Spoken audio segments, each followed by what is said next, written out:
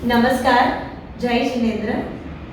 આજે મને લાખેણો લાહવો મળ્યો છે કામાગલ્લી સ્થાનકવાસી જૈન ધર્મ સ્થાનકમાં મળવાનો આપણા સૌના જાણીતા અને માનીતા ગોંડલ સંપ્રદાયના સાધ્વી રત્ના પૂજ્ય બાળ બ્રહ્મચારી ઉર્મિલાબાઈ મહાસતીજી.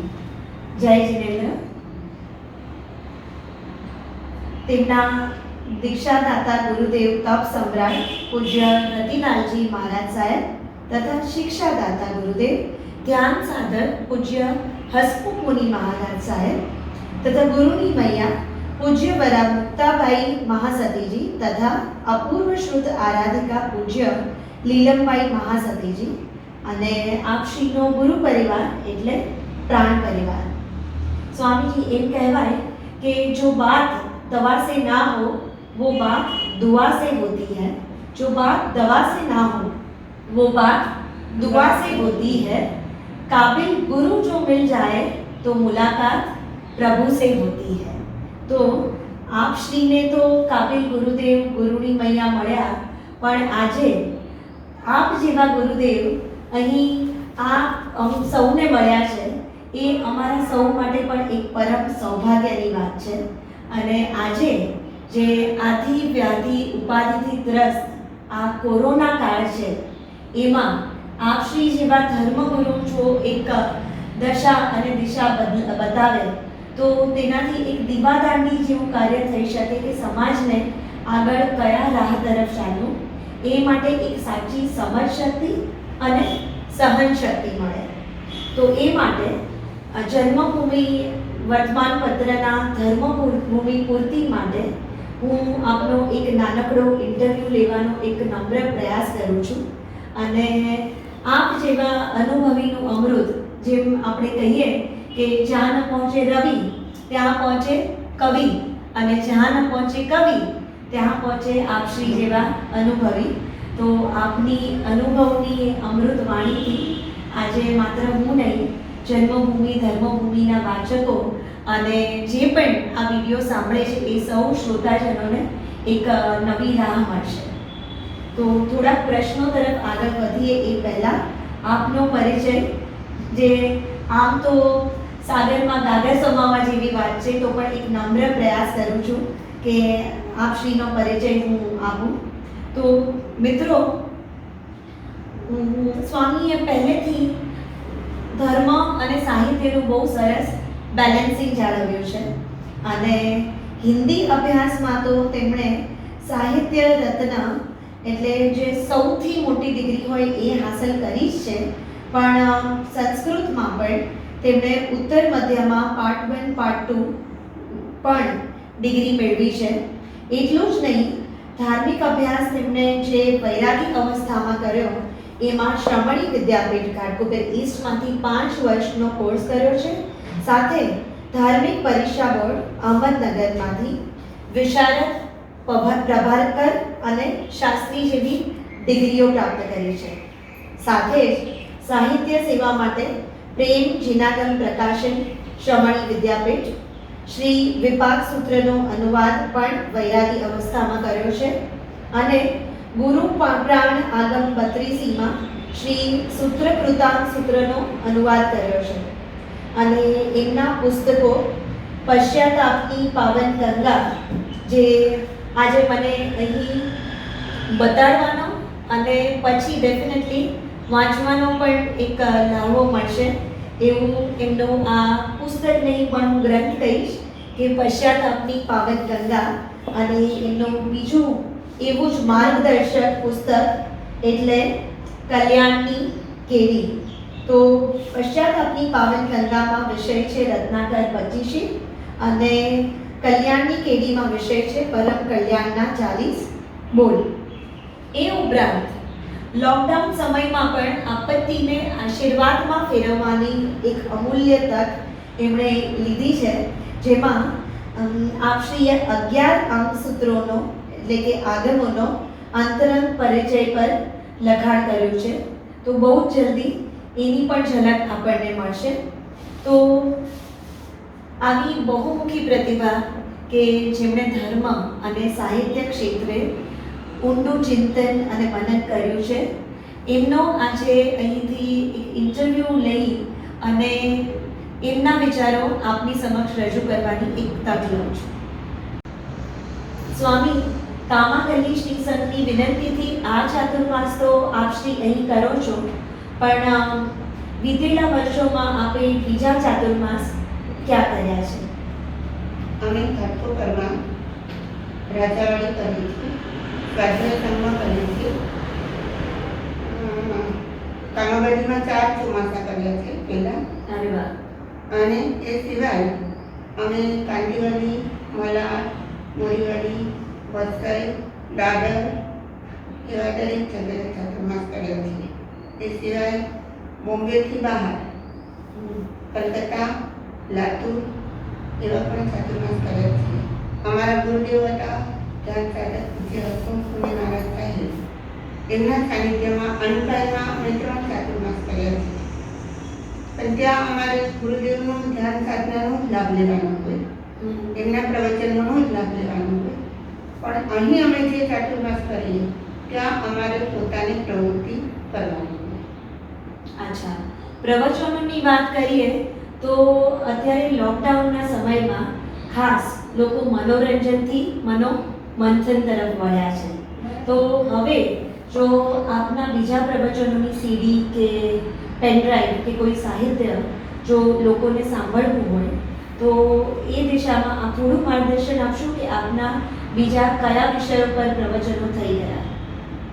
અમારા ચાતુર્માસના 7 ચાતુર્માસ એવા ગયા છે જ્યાં અમે ભક્તામાં સ્તોત્ર પર જ પ્રવચનો કર્યા છે. અચ્છા. ત્યારબાદ અમે રત્નાકર 25 પર 3 ચોમાસા પ્રવચન કર્યા છે. ધર્મથી સન્મુખ થવાના 15 કારણો છે, એના પર પણ અમે પ્રવચન કર્યા છે. જૈન દર્શનમાં એક ધર્મ ધ્યાનનો પાયો સર્જવો, એના પર પણ અમારું પ્રવચન થયું છે. માર્ગાનુસારીના 35 બોલ હોય એના પર પણ પ્રવચન થયા છે. આગમ અને આત્મસિદ્ધિનો સમન્વય એવા આખા ચાતુર્માસના પ્રવચનો એ વિષય પર થયા છે. આવા ભિન્ન ભિન્ન વિષયો લેવાનો મને શોખ છે કે જે નવા નવા વિષયો લેતા જઈએ અને એના આધારે આપણું ચિંતન પણ વધે અને એ વિષયને આપણે સ્પષ્ટ પોતે સમજીએ અને લોકોને સમજાવી શકીએ. એટલે વિષયો બદલતા રહીએ અને દરેક વિષય પર છણાવટ કરીએ. વાહ, મને લાગે છે કે કોઈ પણ વિષય સ્વામી માટે અવિષય નથી. લગભગ જૈન ધર્મ અને સાહિત્યના તમામ વિષયો આપે આવરી લીધા છે. તમામ તો નહીં કહેવાય, હા, પણ શક્ય તેટલો પ્રયત્ન થઈ રહ્યો છે. જેમાં ઇન્ટરેસ્ટ વધારે પડે છે એવા વિષયો મેં પસંદ કર્યા છે. હા પસ્તાવું વિપુલ ઝરણું સ્વર્ગથી ઉતર્યું છે, પાપી તેમાં ડૂબકી દઈને પુણ્યશાળી બને છે. એવી પશ્ચાતાપની પાવન ગંગાની જ વાત આપ પણ આપના પુસ્તકમાં લઈને આવ્યા છો રત્નાકર 25ના સાર સ્વરૂપે. તો જૈન શાસ્ત્રના અનુસંધાનમાં પશ્ચાતાપ ઉપર આપ પ્રકાશ પાડશો? જૈન દર્શનમાં પાપ કર્યા પછી પશ્ચાતાપ કરે તો પાપ હળવા થાય એવી એક પ્રણાલિકા છે. અને જે વ્યક્તિ ખૂબ પાપ કરીને આવ્યો હોય અને પ્રાયશ્ચિત રૂપે પશ્ચાતાપ રૂપે કંઈ પણ પ્રવૃત્તિ કરે તો એના કારણે એ એકદમ હળવો થઈ જાય. ગુરુ સમક્ષ આવે અને પોતાના પાપોને પ્રગટ કરી અને એનો પશ્ચાતાપ કરે, અથવા પોતાના ગુરુજનો હોય, વડીલો હોય, એમની પાસે પણ પોતાના પાપનો પોકાર કરે કે મારાથી આવા પાપો થઈ ગયા છે, તો આ પાપનો પશ્ચાતાપ એને પાપથી પાછા હટવાનો માર્ગ બતાવે. પ્રસ્તુત જે અમારું પુસ્તક છે પશ્ચાતાપની પાવન ગંગા, એ મૂળ રત્નાકર 25 નામનું એક જૈન દર્શનનું કાવ્ય છે. આ રત્નાકર 25માં નામ જ એનું બતાવે છે કે રત્નાકર 25 શા માટે. તો તો રત્નાકર નામના એક આચાર્ય હતા, હમ. સાધુ હતા. અને જ્યારે એમણે સંયમ લીધો, દીક્ષા લીધી, હમ. ત્યાર પહેલા એ બહુ સુખી ઘરના પુત્ર હતા અને એમની પાસે વીંટી હતી હીરાની. હમ. એ હીરા પ્રત્યે એમને બહુ જ અનુરાગ હતો, બહુ જ ગમતી હતી. હમ. અને પછી જ્યારે એને દીક્ષા લેવાનો સમય આવ્યો ત્યારે તો અમારે બધું છોડીને જ દીક્ષા લેવાની હોય, બરાબર. પણ એમને પેલા રત્નો પ્રત્યે, હમ. વીંટીમાં જડેલા જે રત્નો હતા તે રત્નો પ્રત્યે એને ખૂબ આસક્તિ હતી, મમતા હતી. હમ. તેથી કરીને વીંટીના બધા જ રત્નો એણે દીક્ષા પહેલા એક કપડાની પોટલી બાંધી હમ. અને પોતાની સાથે જ લઈ ગયા. ઓહ.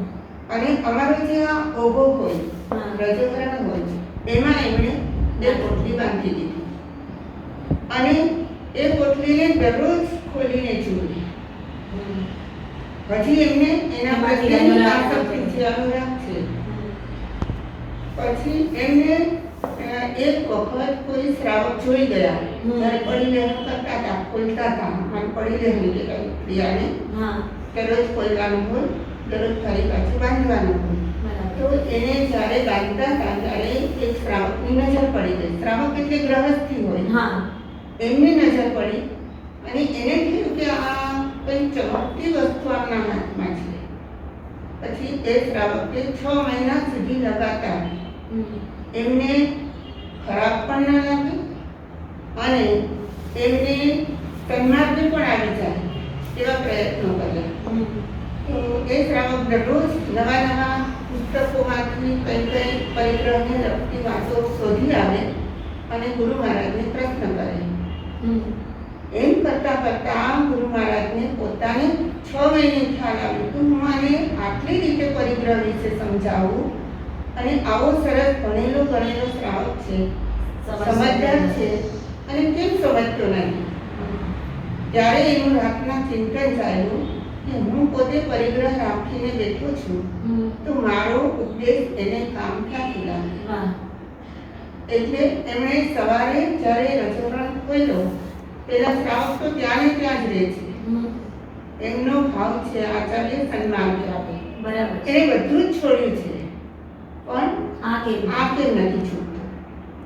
એટલે એ શ્રાવકે એમને સન્માર્ગ લાવવા માટે ત્યાં ને ત્યાં રહીને વારંવાર પ્રશ્નો કરીને ફરી એને જ્યારે રજોગણ ખોલીને છેલ્લે બેઠા છે, ચિંતન કરી લીધું છે કે મારે જ પરિગ્રહની આસક્તિ છે, હમ. ત્યારે એમણે પથ્થર મંગાવ્યો અને પોતાના જ હાથે એ રત્નનો ઢગલો આમ કરી અને એના પર પથ્થર મારે છે કે આજે હું આની આસક્તિ છોડી દઉં એમ. હમ. અને એવું જ્યારે કરે છે ને ત્યારે પેલા શ્રાવક કહે, અરે ગુરુ મહારાજ આ શું કરી રહ્યા છો? કિંમતી રત્નો છે, તમે એને તોડીને નકામા બનાવી રહ્યા છો. બરાબર.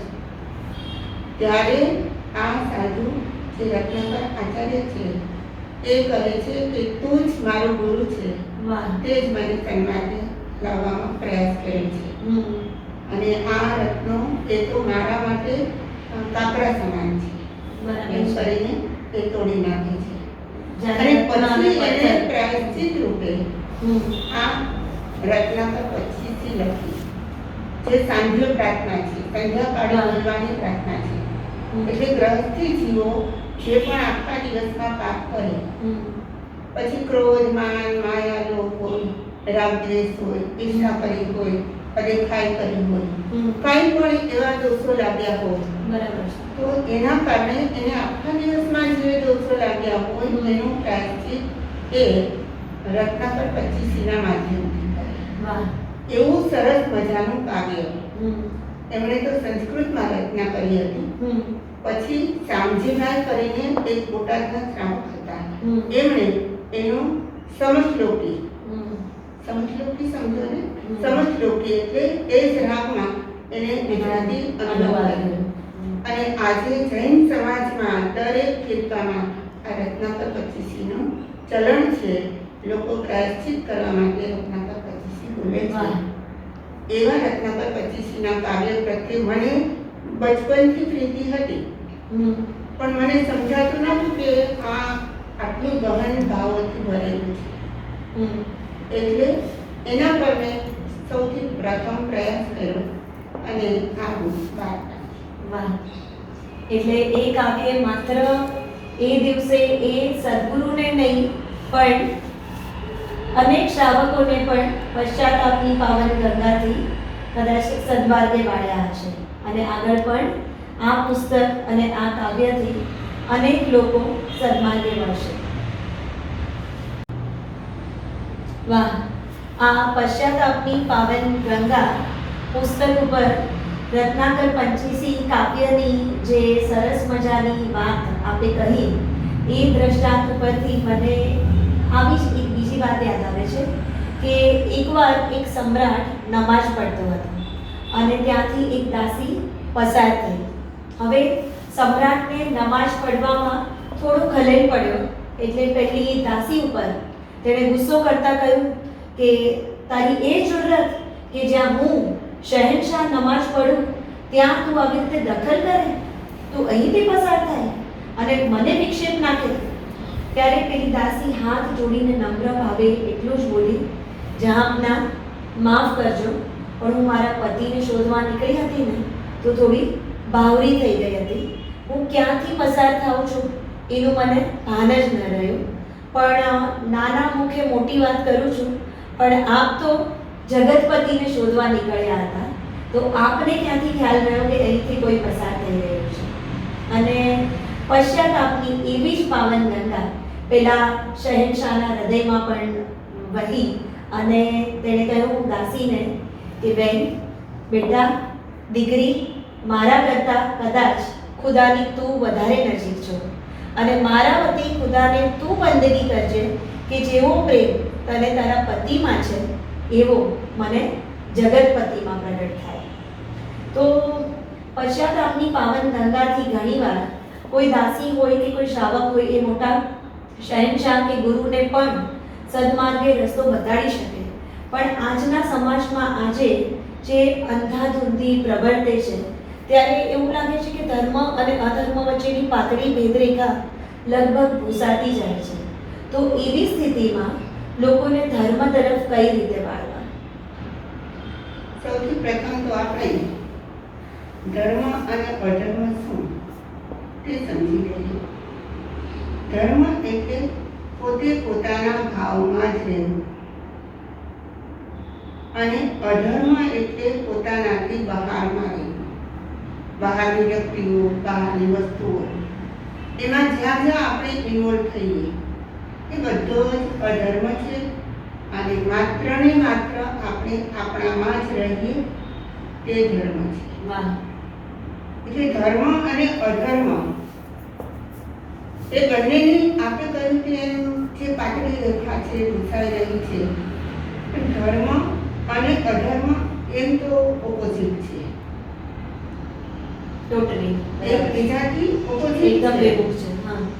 એક આત્માથી સન્મુખ થવાનું છે તે ધર્મ છે, આત્માથી વિમુખ થવાનું છે તે અધર્મ છે. બહુ ઊંચી વાત. હા, તો હવે આત્માથી સન્મુખ થવા માટે એક નાનકડું વાક્ય છે કે જીનવરનું વચન ટૂંકું ને ટચ, પરથી ખસ અને સ્વમાં વસ. બસ. વાહ. એટલે પરથી આપણે જેટલા ખસી જઈએ એટલા આપણે સ્વમાં વસી વસી જઈએ. હવે વાત આવી આપણે પૂછી કે લોકોને ધર્મ તરફ કેમ વાળવા? તો લોકોને ધર્મ તરફ વાળવા માટે હવે કોઈ પણ ઉપદેશક હશે, મોટા આચાર્ય હશે, કદાચ હું સમજુ ત્યાં સુધી કોઈ ભગવંત પણ હશે, તીર્થંકરો પણ હશે, એ જ્યારે ઉપદેશ દેતા હશે ત્યારે એના ઉપદેશની અસર બધાને નહીં થાય. એનો ઉપદેશ બધાને નહીં લાગે, પણ જેની પોતાની પાત્રતા, પોતાની યોગ્યતા, પોતાની સક્ષમતા હશે તે એ ધર્મને કશ્યપ કરશે.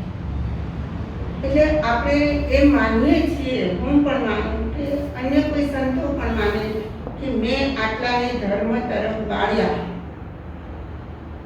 તો જૈન દર્શન તો ત્યાં સુધી કહે છે ખુદ તીર્થંકરો પણ જો વ્યક્તિની પોતાની પાત્રતા નહીં હોય તો એને ધર્મ તરફ વાળી શકશે નહીં.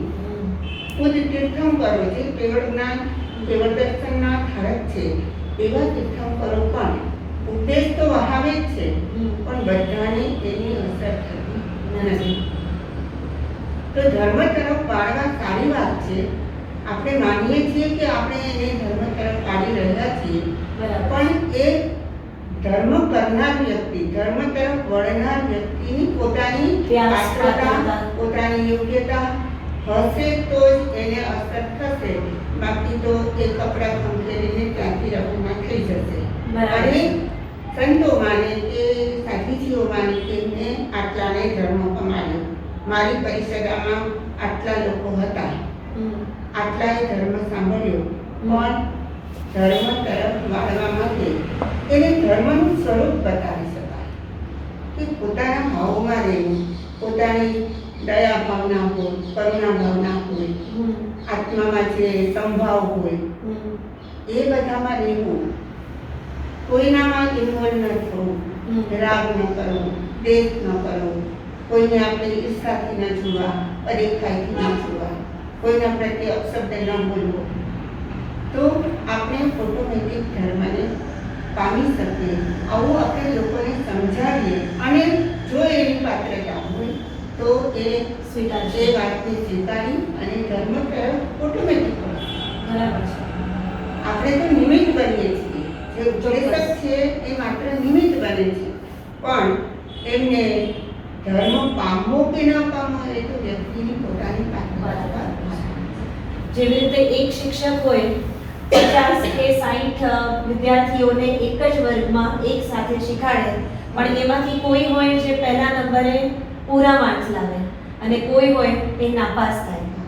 તો એ જ પ્રમાણે જેવી રીતે વિદ્યાર્થીઓની પોતાની યોગ્યતા કે વ્યક્તિગત પાત્રતા ઉપર નક્કી થાય છે કે એ પહેલા નંબરે પાસ થશે કે ફેલ થશે, એ જ પ્રમાણે કદાચ આપ કહો છો કે ગુરુ સેમ વાત બધાને કરશે, પણ એમાંથી શ્રાવક કેટલું ગ્રહણ કરીને કેટલું સ્વીકારી શકશે એ એની વ્યક્તિગત લાયકાત, પાત્રતા અને પ્યાસ ઉપર છે.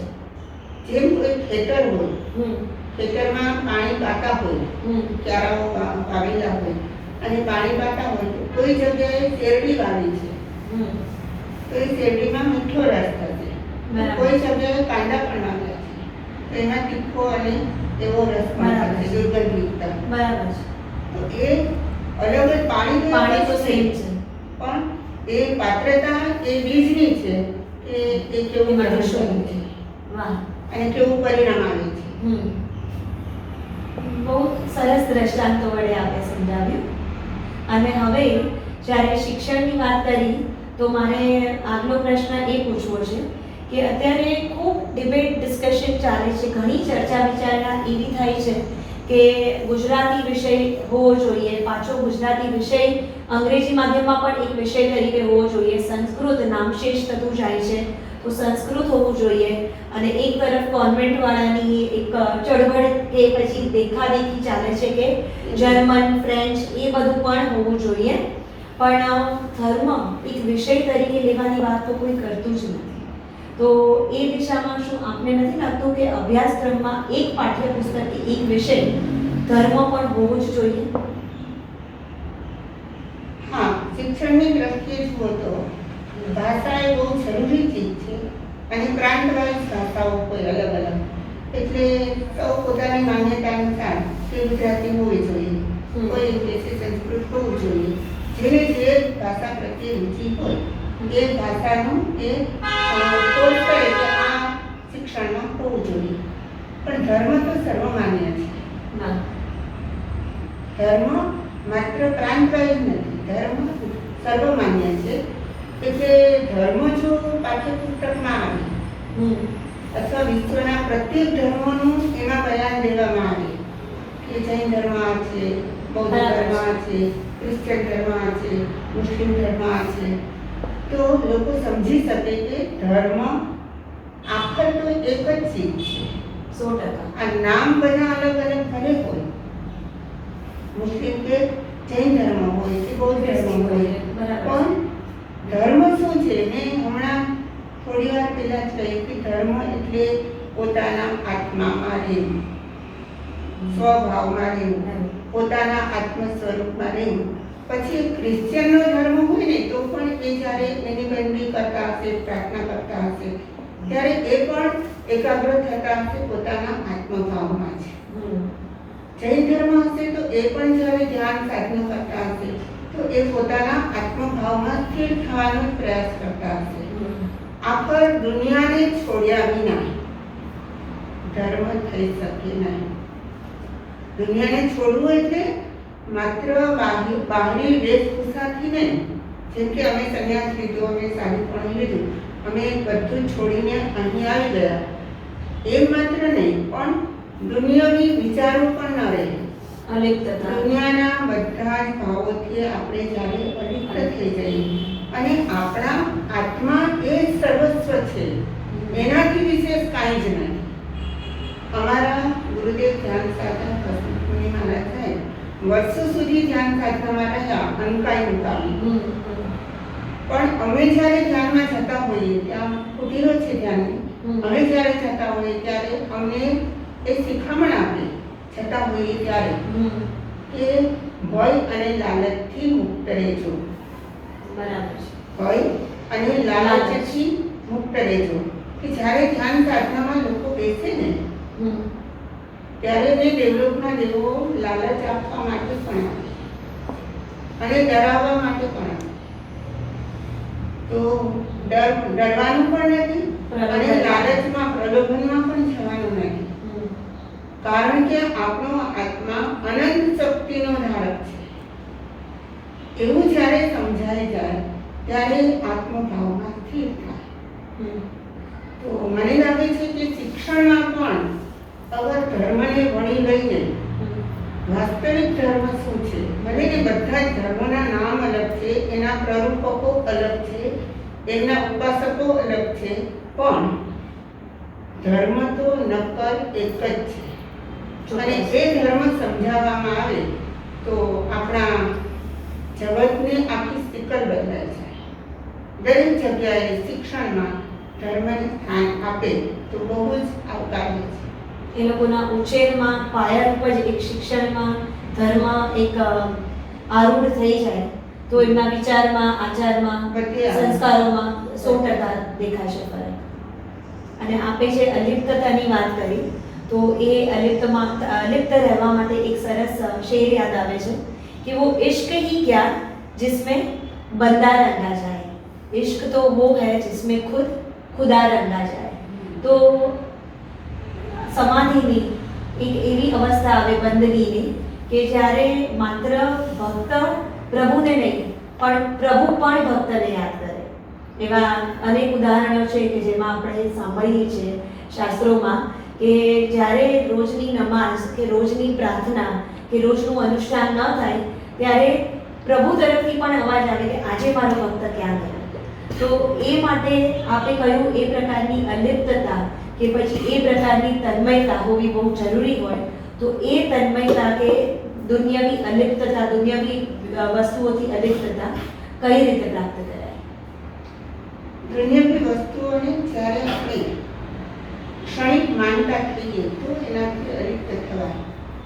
જેમ કે અત્યારનો કોરોના કાળ છે.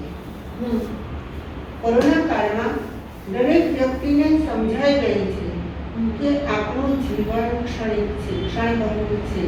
ક્યારે કોને આ બીમારી લાગુ પડશે, ક્યારે કોણ જતા રહેશે, કાંઈ જ ખબર નથી. કોરોના કાળે તો આપણને બાળ ભાવનાઓનું ચિંતન કરતા કરી દીધા છે. મેં તો કોરોના કાળમાં સતત બાળ ભાવનાઓનું ચિંતન કર્યું છે. એ બાળ ભાવના છે અનિત્ય ભાવના. અનિત્ય એટલે કાયમ ટપશાશ્વત નથી. હવે આપણે જોઈએ છીએ કેટલાકના જીવન નષ્ટ થઈ જાય છે, આપણા પરિચિત હોય, અપરિચિત હોય, કેટલાના આપણે મોત થતા જોઈએ છીએ, જાણીએ છીએ કોરોનાના કારણે ગયા. તો એ વસ્તુ એ આપણને સમજાય છે કે આપણું જીવન પણ આવું જ અનિત્ય છે, ક્ષણભંગુર છે. પછી એથી આગળ વધે તો અશરણ ભાવના. હમ. કોઈ આપણને શરણભૂત નથી. કોઈના ઘરમાં એક વ્યક્તિને કોરોના આવ્યો, એને હોમ ક્વોરન્ટાઇન કર્યા, બરાબર છે. એને કોણ મદદ કરશે? એના ઘરના સભ્યો પણ એને ટચ કરવા તો શું, એની નજીક જવા તૈયાર નથી. બરાબર છે. આ કોરોના કાળ આપણને સમજાવે છે કે આપણે પોતે પણ અશરણ ભાવના સ્વીકારવી જ પડશે. દર્પણ આપણું બતાવી કોઈ દીધું શરણભૂત આપણે. નથી, આપણું રક્ષા કરનારું કોઈ જ નથી. બરાબર છે. તો અશરણ ભાવના, સંસાર ભાવના, તો આખો સંસાર આજે જે અત્યારની દુનિયા છે, જી. 6 ખંડની જે દુનિયા છે, એ દરેક જગ્યાએ આ મહામારી પ્રવર્તી રહી છે. તો આખો સંસાર ત્રાહિમામ પોકારી ગયો છે. શું કરવું? કે આર્થિક સંકળામણ પણ થાય છે હમ. અને સાથોસાથ એમને બહાર જવાની મનાઈ પણ છે. બરાબર છે. તો એવા કાળમાં એ કરી શું શકે? શ્રીમંત ઘરોમાં તો ખાદ્ય પદાર્થો પણ મળી રહે છે, એમને જે જોઈતું ઓનલાઈન મંગાવી દે છે, ખાઈ લે છે. કેટલાક લોકો એવા છે દરરોજનું લેતા હોય ને દરરોજ ખાતા હોય, એની શું શ્રદ્ધા થતી હશે? આવો આ સંસાર છે. પછી એનાથી આગળ વધારીએ તો આ કોરોના કાળની અંદર આપણને બીજા કેટલાક ઉદ્દેશો મળે. અશુચિ ભાવના, સંસાર ભાવના, આશ્રવ ભાવના, સંવર ભાવના, એ બધી જ ભાવનાઓનું જ્યારે ચિંતન કરીએ ત્યારે આપણને ખબર પડે કે આપણે તો ક્યાં છીએ અને આ સમય આપણને શું શીખવે છે. ચોક્કસ એમ કહી શકાય કે કોરોના કાળે આપણને વાસ્તવિકતાનો વર્ણો દર્પણ બતાવી દીધો કે જે આપણે માનતા હતા કે માનવજાત સર્વોપરી છે, તો એને બદલે અત્યારે માનવને પોતાની લઘુતાનો એક અંદાજ આવી ગયો. અહેસાસ થાય. અને બસ આપે જે બાર ભાવના વર્ણવી, મને લાગે છે કે જે ન્યૂ નોર્મલ કે વર્ચ્યુઅલ વર્લ્ડ જે અત્યારે એક નવું ટર્મ લોકો કહે છે કે ન્યૂ નોર્મલ એટલે શું, તો મને લાગે છે કે ન્યૂ નોર્મલને આપણે અનુરૂપ થવાને હવે આ બાર ભાવનાઓને જ ગ્રહણ કરી અને આત્મસાત કરવાની જરૂર છે. સ્વામી, છેલ્લો પ્રશ્ન મારે ખાસ એક અટપટો છે, પૂછવો છે કે ધર્મ ચડે કે કર્મ? આમ બહુધા તો લોકોને ધર્મ પ્રત્યે જ પક્ષપાત હોય કે ધર્મ જ સારો, કર્મ સારા નહીં, એવું તો આપણે દરેકની માન્યતા છે. માન્યતા છે. અમારા ગુરુદેવ એમ કહેતા કે કરાય તે કર્મ. ટૂંકી વ્યાખ્યા, જે કરાય તે કર્મ અને થઈ જાય તે ધર્મ. વાહ, બહુ સરસ એક કરાય તે કર્મ રૂપરેખા છે. અને થઈ જાય, સહજ રીતે થઈ જાય તે ધર્મ. તો સહજ રીતે શું થાય કે આપણા અંદરમાં જેવા ભાવો હશે એવી જ આપણી સાહજિક ક્રિયાઓ રહેશે. આપણે જે કંઈ કરીએ તે આપણા ભાવને અનુરૂપ જ કરતા હોઈએ છીએ. તે સહજ રીતે જે થઈ જાય તે ધર્મ છે અને પ્રયત્નપૂર્વક જે કરવામાં આવે તે બધું જ કર્મ છે. અને બહુધા કર્મ એ સંસારમાં અવનવી ગતિઓમાં આપણને લઈ જાય છે. અત્યારે મનુષ્ય છીએ, ન જાણે આપણે અહીંથી જ્યારે મૃત્યુ પામીએ ત્યારે દિવ્યંશમાં પણ, પશુઓમાં પણ જઈએ, પક્ષીઓમાં પણ જઈએ, ત્યારે સારા કર્મ કર્યા હોય તો દેવલોકમાં પણ જઈએ અને એથી આગળ નરકમાં વધારે પાપ કર્યા હોય તો નરકમાં પણ જવું પડે. તો આપણા કર્મને અનુરૂપ જ આપણી ગતિ થાય છે. ચોક્કસ. પણ તે છતાંય કર્મ કેવા છે કે કર્મ કઈ રીતે કરવા, કર્મ કરતી વખતે આપણે સજાગ કેટલું રહેવું કે આ કાર્ય કરીશ તો મને પાપ લાગશે, એવું તો આપણા ચિંતનમાં જો હિન્દુ સંસ્કૃતિના છીએ આપણે તો આપણને હોવું જ જોઈએ કે આ કાર્ય કરીએ છીએ તો એનાથી મને પાપ તો બંધાશે જ. એવું સમજીને પછી જો એ કર્મ કરે તો એ કર્મ કરવામાં પણ અચકાશે, થોડા ઓછા કરશે અને એમ કરતાં કરતાં એ ધર્મ તરફ વળશે. હવે ધર્મ ચડે કે કર્મ, એમ જે આપણે કહ્યું છે, તો કર્મ તો ચડે નહીં. બરાબર છે. સર્વોપરી તા તો ધર્મની જ છે. પછી કાળ ગમે તે હોય, સમય ગમે તે ચાલતો હોય, વ્યક્તિ ગમે તે હોય, દરેકના જીવનમાં ધર્મ એ સર્વોપરી છે. અને ધર્મ એટલે પહેલેથી જ આપણી વ્યાખ્યા છે, સ્વમાં રહેવું, સ્વ સ્વરૂપમાં રહેવું, તે જ ધર્મ છે.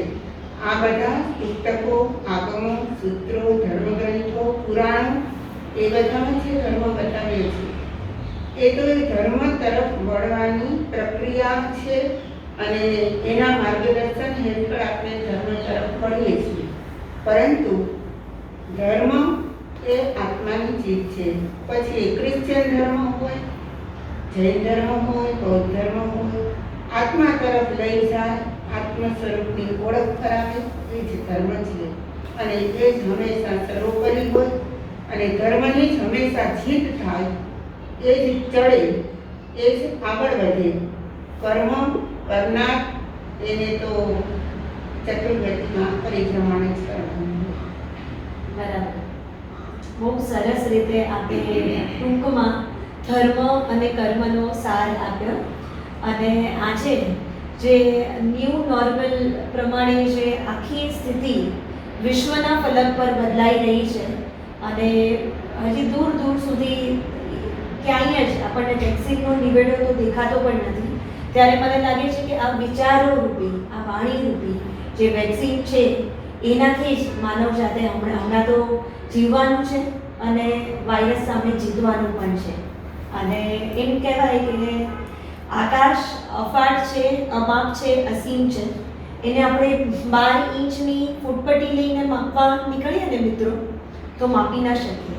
પણ અડધા ઇંચની આંખથી એ આકાશના અપ્રતિમ સૌંદર્યને આપણે જાણી શકીએ અને માણી શકીએ. તો ગુરુદેવ છે ને બસ એવું જ એક ચક્ષુ દિવ્ય લોચન બનવાનું કામ કરે છે, જે મારા અને તમારા જેવા જે અજ્ઞાની હોય કે જે આ જૈન શાસ્ત્રથી કે પછી ધર્મથી એટલા પરિચિત ન હોય, એમને સ્વામી જેવા ગુરુજી એક આકાશ જેવું જ આ જે અફાટ અસીમ જૈન શાસ્ત્ર છે એને જોવાની નવી દ્રષ્ટિ આપે છે, નવા લોચન આપે છે. અને આજે આપણે ઘણા બધા પ્રશ્નો પર આપના વિચારો, આપની શ્રીવાણીથી અનુભવનું અમૃત અમારા બધા સાથે આપણે જે આજે અહીં રજૂ કર્યું, તો એ માટે તમામ વાચકો અને શ્રોતાજનો તરફથી, જન્મભૂમિ ધર્મભૂમિ તરફથી હું ગ્રીષ્મા રેલિયા ઠક્કર આપનો અંતઃકરણપૂર્વક આભાર માનું છું.